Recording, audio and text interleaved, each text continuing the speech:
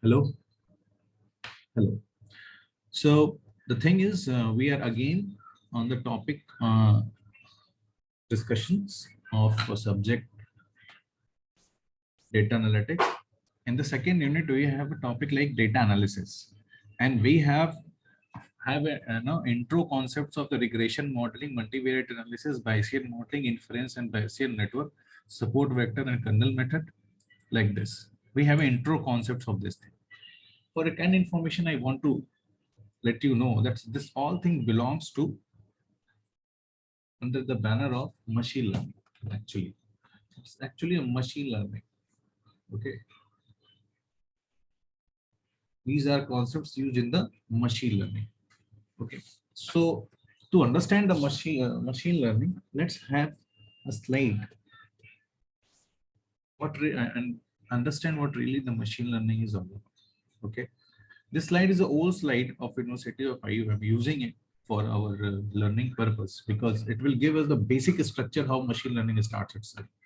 So first of all, what is this? We are learning that the working.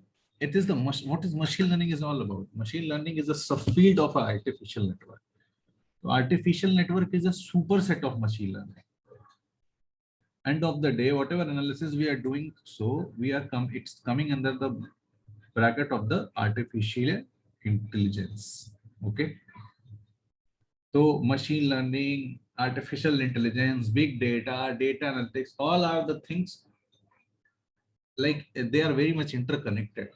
They are defined in the subjects because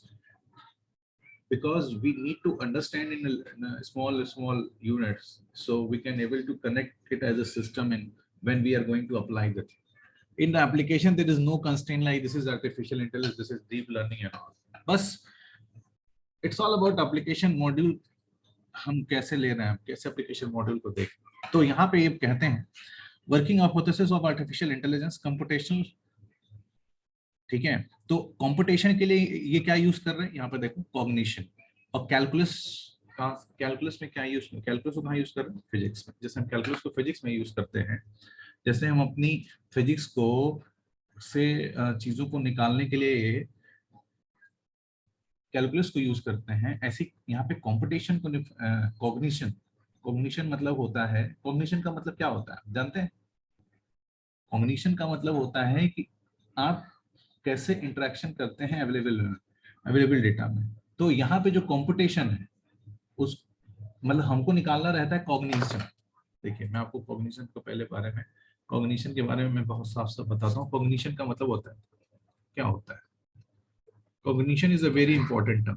पहले मतलब समझिए, उसके बाद cognition systems देखते हैं क्या है. अ मेंटल एक्शन और process of acquiring knowledge, understanding, thought, experience and senses.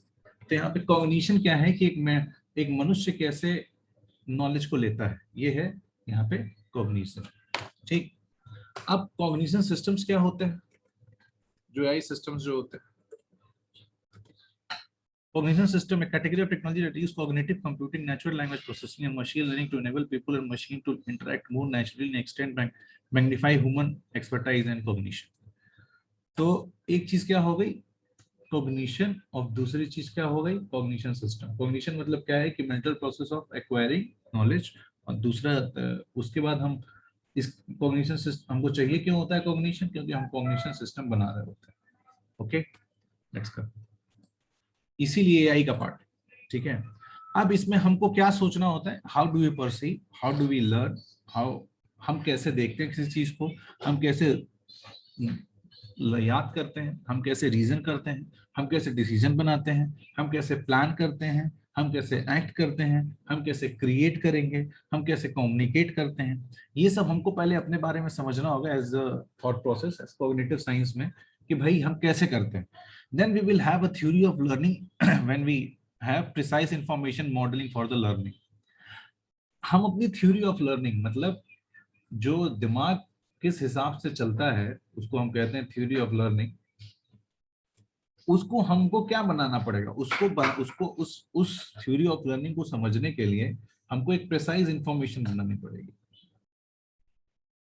उस थ्योरी ऑफ लर्निंग को समझने के लिए हमने क्या पढ़ना पड़ेगा, प्रिसाइज इंफॉर्मेशन बनानी पड़ेगी जिसमें हम प्रोसेसिंग मॉडल्स बनाएंगे. ठीक है, प्रोसेसिंग मॉडल्स ऑफ लर्निंग बनाएंगे। अब ध्यान से समझिएगा, हमको प्रोसेसिंग मॉडल ऑफ लर्निंग इस वजह से बनानी है क्योंकि हमको एंड ऑफ द डे याद रहना चाहिए कि ये जो मॉडल है कंप्यूटर पे चलेगा, और ये कंप्यूटर हमेशा इंस्ट्रक्शन बेस होता है, जितना इंस्ट्रक्शन दोगे वो उतना ही काम करेगा। ये बेसिक प्रॉपर्टी ऑफ कंप्यूटर आप भूलिएगा मत, ठीक है।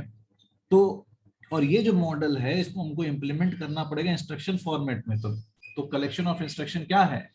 प्रोग्राम है, ठीक है। और ये जो कंप्यूटर प्रोग्राम है, इसमें जो हम प्रोसेसिंग मॉडल्स लगाते हैं, ये जैसे जैसे एक्सपीरियंस्ड होता है, जैसे जैसे एक्सपीरियंस्ड होता है, जैसे हम बचपन में सीखते हैं कॉग्निटिव मॉडल, कि जैसे जैसे एक्सपीरियंस्ड होता है उस हिसाब से इसके अंदर प्रोसेस करने की क्षमता बढ़ती जाती है। तो ये जो कंप्यूटेशन पावर है इसकी कॉग्निशन पावर को हेल्प करती है। जैसे यहाँ पे हमने आपको बताया कि कॉग्निशन मतलब होता है कि कैसे आप डेटा मेंटल प्रोसेस करते हैं, डेटा की प्रोसेसिंग करते हैं अपने दिमाग में। तो ये ऐसा थोड़ी ना कि एक दिन में आप कर रहे हैं। आज आप 20-21 साल के हैं, जो प्रॉपर्टी आज आपकी है, ठीक है, जो प्रॉपर्टी आज आपकी है, ये प्रॉपर्टी बाद में भी, ये प्रॉपर्टी जो है ये प्रॉपर्टी पहले नहीं दी होगी किसी पर्टिकुलर काम को लेकर, ठीक है। वो कैसे पॉसिबल हो पाए? आप धीरे धीरे धीरे धीरे अपने आप को ट्रेन किए हैं। तो ऐसी मशीन लर्निंग में भी मशीन जो है मॉडल्स के थ्रू धीरे धीरे धीरे धीरे अपने आप को ट्रेन की है, ठीक है। वो आ गया, ये हो गया ट्रेनिंग। जो ट्रेनिंग ट्रेनिंग चिल्लाते हैं आप, तो कहाँ से आता है? तो आप समझिए, हाँ अब समझिए थोड़ा सा हिस्टोरिकल बैकग्राउंड क्या होता है, ये कैसे कंप्यूटेशन स्टार्ट हुआ। तो कंप्यूटिंग क्या होता है? Computing the science of information processing. Simple जो कंप्यूटिंग क्या है, सिंपल जो कंप्यूटिंग है, it is the science of information processing, science of information processing. तो साइंस ऑफ इंफॉर्मेशन प्रोसेसिंग है। तो इंफॉर्मेशन प्रोसेसिंग में क्या होता है? Means of description. अब मीन्स ऑफ डिस्क्रिप्शन में क्या है?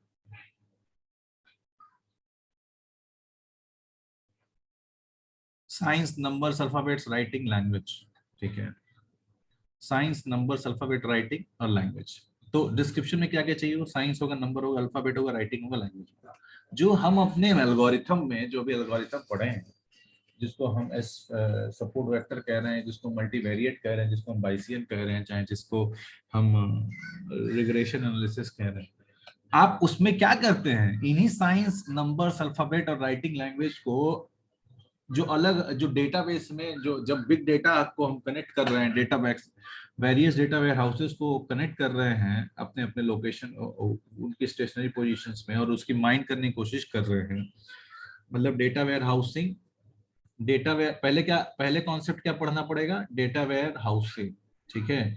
फिर हमको बेसिक कॉन्सेप्ट क्या जानना पड़ेगा कि डेटा माइनिंग क्या होता है। तो डेटा वेयर हाउसिंग क्या है कि जब हम चीजों को कनेक्ट कर देते हैं, ठीक है, जो हर जगह डेटा सोर्स है उनको आपस में कनेक्ट कर देते हैं प्रोसेसिंग करने के लिए, इसको कहते हैं डेटा वेयर हाउस, ठीक है। हम डेटा वेयर हाउस बनाते हैं। अब इस डेटा वेयर हाउस में जब हम इंफॉर्मेशन निकालने के लिए, अपने ऑब्जेक्टिव इंफॉर्मेशन को निकालने के लिए माइनिंग का कॉन्सेप्ट लगाते हैं, माइनिंग का कॉन्सेप्ट लगाते हैं, जिसमें के है, प्रॉरी है, बहुत सारे एल्गोरिथम्स लगाते हैं। माइनिंग का कॉन्सेप्ट लगाने का मतलब ये है कि आप एल्गोरिथम लगा रहे हैं, एल्गोरिथम लगाते हैं, तो वो चीज होती है डेटा माइनिंग, ठीक है। ये तो यहां तक डेटा माइनिंग का कॉन्सेप्ट है। अब डेटा माइनिंग तो सिर्फ इंफॉर्मेशन ऐसे सेग्रीगेट कर देगी, sign, number, alphabet, writing, language ऐसे। अब उस इंफॉर्मेशन से जब हमको रिजल्टेंट निकालना होता है, जब हमको कोई फ्यूचरिस्टिक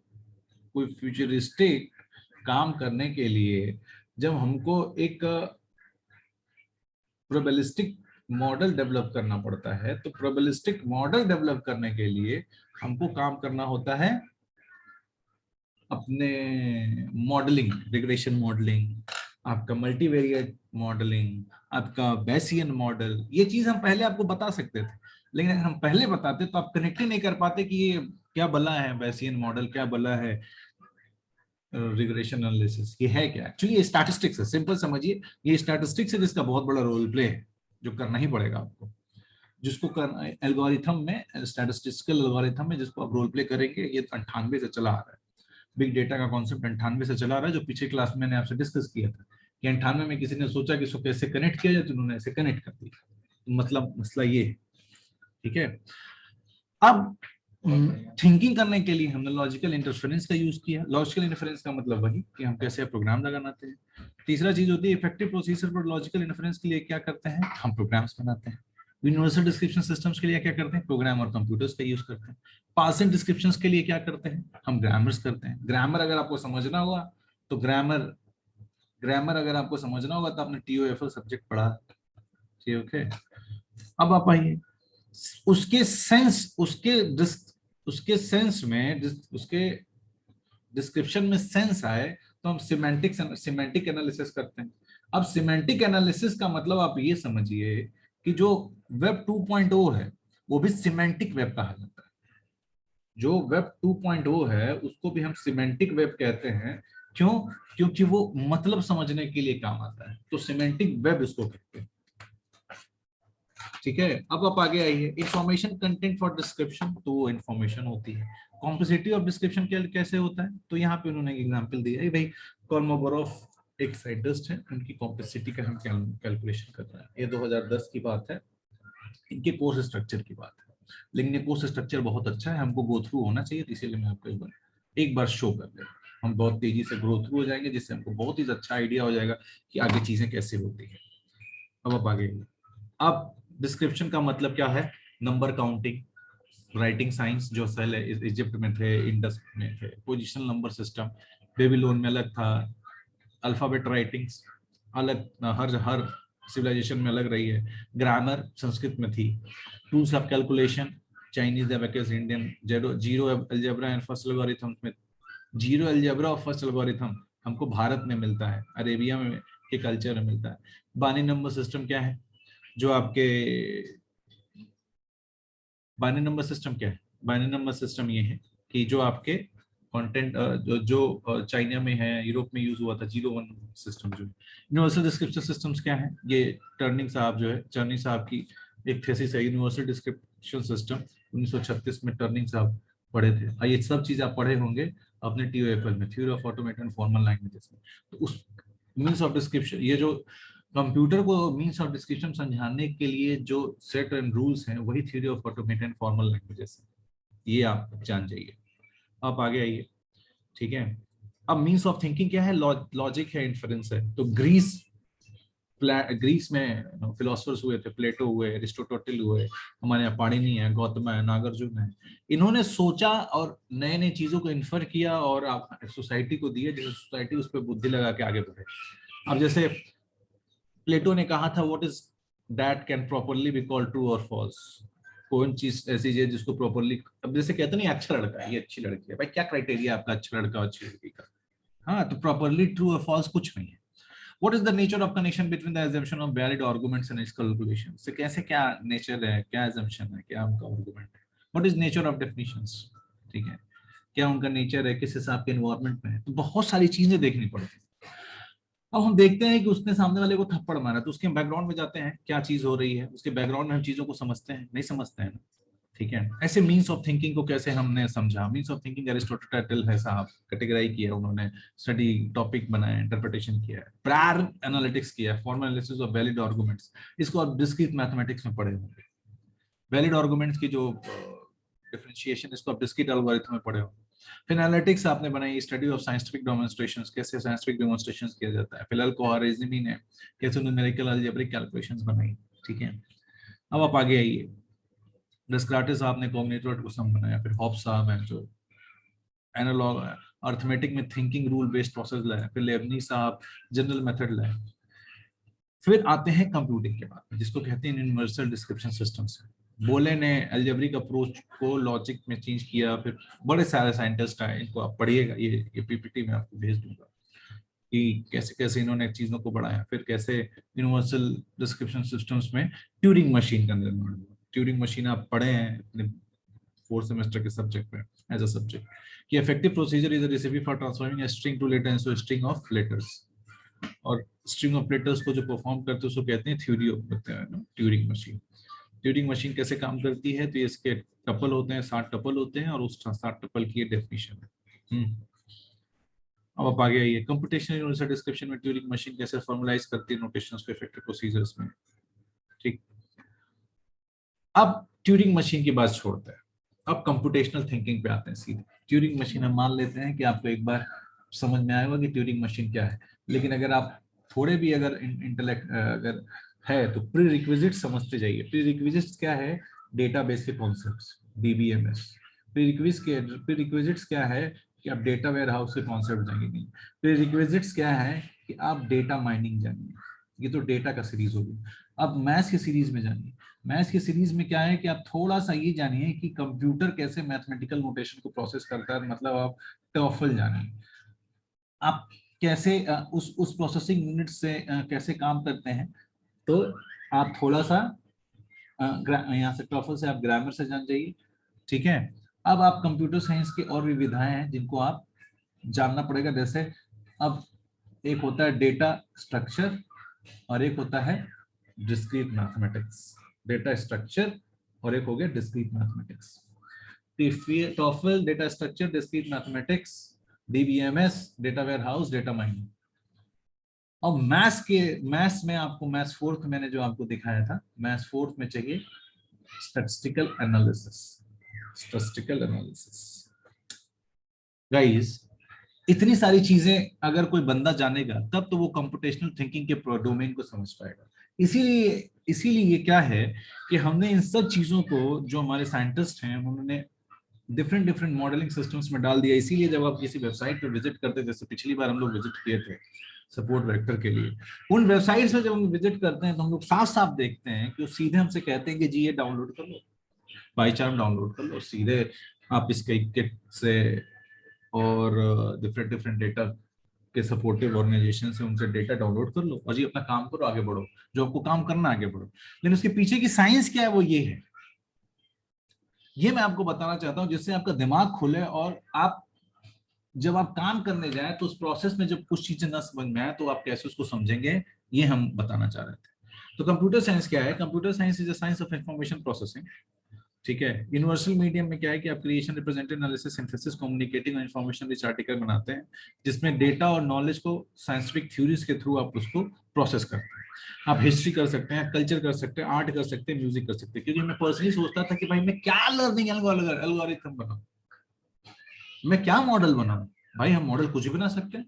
हम बना सकते हैं कि भाई हमारा जो कल्चर था मोहनजोदाड़ो में ये है, तो मोहनजोदाड़ो के कल्चर, मशीन लर्निंग में क्या है, मोहनजोदाड़ो के हर जगह की फोटो डाली और जितने मोहनजोदाड़ो को सिक्कों की जितने सिक्के ग्रीस और इसमें पाए जाते हैं उनको डाली, मशीन लर्निंग डाल दी, उन्हें कॉमन एट्रीब्यूट्स निकाला, उसकी माइनिंग कर दी, उसमें क्लस्टरिंग कर दी, तब को समझ में आ जाएगा कि मोहनजोदाड़ो को लोग बाहर गए थे कि नहीं गए थे। तो अगर बाहर गए होंगे तो अपना काम करने के लिए सिक्के दिए होंगे, सिक्के दिए होंगे तो ग्रीस कल्चर में मिलेगा।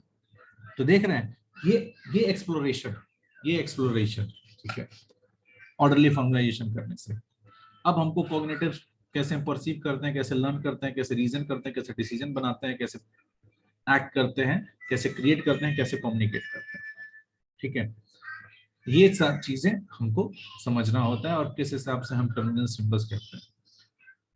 ये चॉम्स्की हायरार्की है, इसको समझना। अच्छा, ये क्यों आपको ये बंदा ऐसे क्यों समझा रहा है, इसके पीछे रीजन ये है क्योंकि ये जो ब्रांच है ना जहां से ये मैंने वेबसाइट निकाली, ये बायो इनका जो बायो इंफॉर्मेटिक्स डिपार्टमेंट है वहां का है, तो उसको ये सब बातें मालूम नहीं होगी उस बंदे को, तो इसीलिए वो डिफाइन कर रहा है कि कैसे कैसे डिफिनेशन दिया।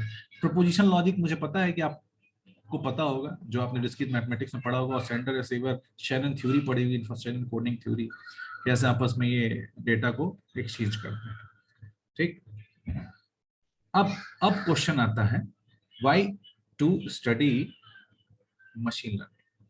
देखिए, इंटेलिजेंट बिहेवियर रिक्वायर्स नॉलेज। जब तक आपके पास डेटा सेट नहीं रहेगा, जब तक आपके पास किताब नहीं रहेगी, आप इंटेलिजेंट बिहेवियर शो ही नहीं कर पाएंगे, क्योंकि नॉलेज है ही नहीं तो प्रोसेस कहां से करेंगे।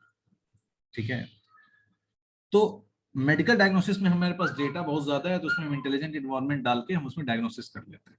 ठीक है, मशीन लर्निंग से क्या होता है कि ये साइंटिफिक डिस्कवरी में हमको बहुत ज्यादा हेल्प करता है। अभी तो यहाँ पे कंप्यूटेशनल बायोलॉजी के बारे में बात कर रहे हैं।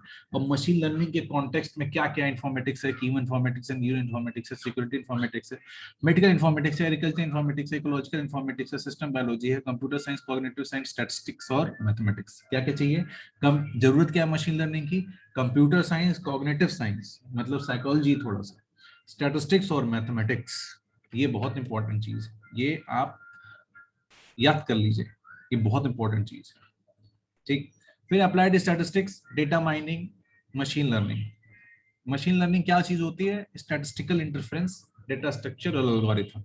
ये क्या चीज होती है, ये चीज होती है मशीन लर्निंग। ये मशीन लर्निंग के लिए रिलेटेड डिसिप्लिन है जिनको आपको आना चाहिए।